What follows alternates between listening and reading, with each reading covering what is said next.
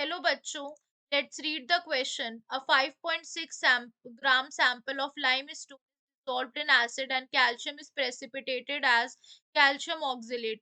The precipitate is filtered, washed with water and dissolved in dilute H2SO4. The solution required 40 ml of 0.25 normality KMnO4 solution for titration. The percent of CaO in limestone is. This question, the key concept is The key concept is redox reaction. Basically, redox reaction is a type of chemical reaction which involves transfer of electrons. जो इसका concept है electrons, यानी इसमें oxidation reduction दोनों होता है।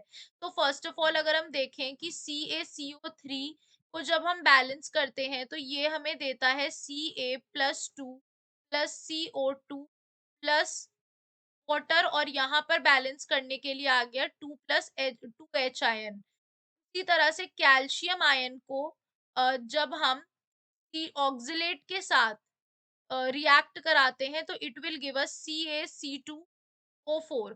तो basically CaC2O4 और KMnO4, CaC2O4 प्लस KMnO4, ये इन प्रेजेंस ऑफ H2SO4 ये क्या शो करता है, ये कुछ इस तरह की रिडॉक्स रिएक्शन शो करता है।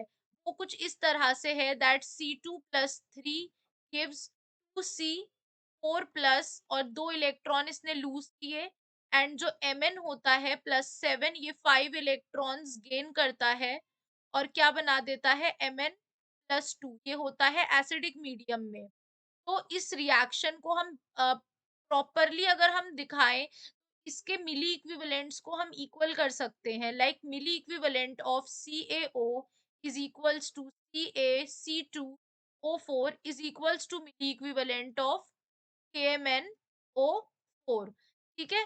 वैलेंस फैक्टर जो होता है वो 2 है कैल्शियम के केस में थ्रू आउट। तो यहाँ पर अगर हमने देखा इनके मिली इक्विवेलेंट को, तो weight of the molecular weight of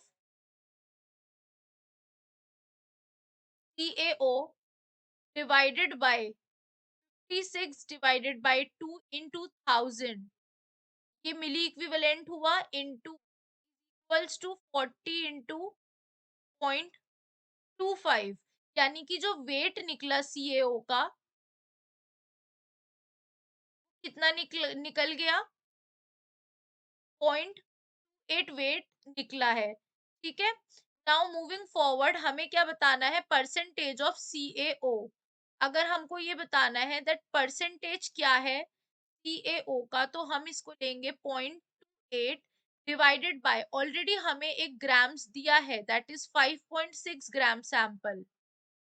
तो यानी कि ये कितना हो जाएगा इनटू 100, बिकॉज परसेंट निकालना है, तो जब हम इसे सॉल्व करेंगे वी विल गेट 5%, यानी percentage of CaO will 5%। So hope you guys understand. Thank you.